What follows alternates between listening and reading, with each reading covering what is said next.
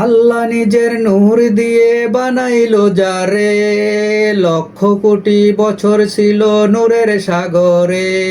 আল্লাহ নিজের নূর দিয়ে বানাইলো যারে, লক্ষ কোটি বছর ছিল নূরের সাগরে। তিনি কায়নাতের মূল নবী মুহাম্মদ রাসূল, তিনি কায়নাতের মূল নবী মুহাম্মদ রাসূল। যার মাধ্যমে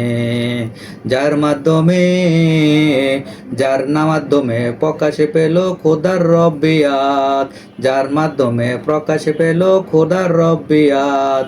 লক্ষ কোটি তারার মাঝে যেমন একটি চাঁদ, লক্ষ কোটি তারার মাঝে যেমন একটি চাঁদ।